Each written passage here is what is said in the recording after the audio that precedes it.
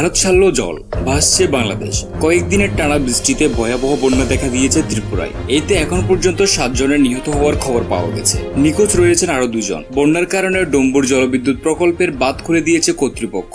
আর সে কারণে টানা বৃষ্টিতে ভারত থেকে নেমে আসা পাহাড়ে ঢলে কয়েকটি জেলা লোকালয়ে প্লাবিত হয়েছে। এতে চরম দুর্ভোগে পড়েছে ফেনী, নোয়াখালী, ব্রাহ্মণবাড়িয়া, সিলেট, মৌলভীবাজার সহ বেশ কয়েকটি জেলার বাসিন্দারা। বিভিন্ন জেলার লাখ লাখ মানুষ পানিবন্দী হয়ে পড়েছে। দুদিন ধরে ঢাকার তুলনায় অন্যান্য অঞ্চল জুড়ে ছিল বৃষ্টি বেশি। বিশেষ করে উপকূলীয় এলাকায় যে ভারী বৃষ্টি শুরু হয়েছে তা অব্যাহত থাকতে পারে আরো বেশ কয়েকদিন। ফেনীতে বর্তমানে 200 গ্রাম প্লাবিত।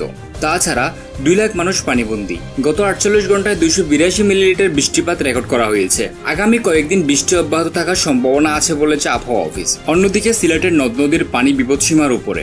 সিলেটের বিভিন্ন পয়েন্টে নদ নদীর পানি বেড়েছে। এর মধ্যে কুশিয়ারা নদীর 2টি পয়েন্ট পানির বিপদসীমার উপরে অতিক্রম করছে। পানি উন্নয়ন বোর্ড সিলেট কার্যালয়ে নির্বাহী প্রকৌশলী দীপক রঞ্জন দাস বলেন, সিলেটের বৃষ্টিপাত কম এলেও বন্যা পরিস্থিতি নিয়ে এখনো কিছু বলা যাচ্ছে না। সিলেটের বৃষ্টিপাতের উপর এই অঞ্চলে বন্যা পরিস্থিতি নির্ভর করে না। মূলত ভারত সীমান্তবর্তী এলাকা হওয়ায় পাহাড়ে ঢলের ফলে বন্যা পরিস্থিতি সৃষ্টি হয়। অন্যদিকে কুমিল্লার 4000 হেক্টর ফসলি জমি পানির নিচে টানা বৃষ্টিতে চলে গিয়েছে।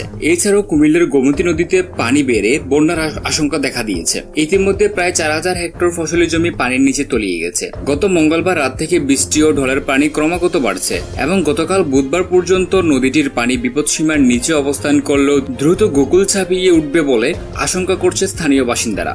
এছাড়া গোমতী নদীর পারে কয়েকজন বাসিন্দা বলেন, গত 10 বছরে এমন নদীর পানি কখনো তারা দেখেননি। চলতি বছরে 5 দফা বন্যার কবলে পড়েছে দেশ। কেন হঠাৎ এত বেশি বন্যা? প্রশ্নটির গভীর বিশ্লেষণ করা জরুরি মনে করছে বিশেষজ্ঞরা। চট্টগ্রাম, মংলা ও পায়রা সমুদ্র বন্দরে 3 নম্বর স্থানীয় সতর্ক সংকেত দিয়েছে। এর প্রভাবে দেশের বেশিরভাগ এলাকা ঘন কালো মেঘে ঢেকে গেছে। উপকূলীয় এলাকায় দমকা হাওয়া বইছে এবং সেই সঙ্গে মৌসুমী বায়ু শক্তিশালী হয়ে উঠেছে। এতে সব মিলিয়ে বৃষ্টি বেড়ে গেছে। দমকা হাওয়া বয়ে যাওয়ার কারণে উপকূল সহ নদী বন্দরগুলোতে ঝোড়ো বাতাস বয়ে যাচ্ছে। খবর বাংলা 24 ডেস্ক নিউজ।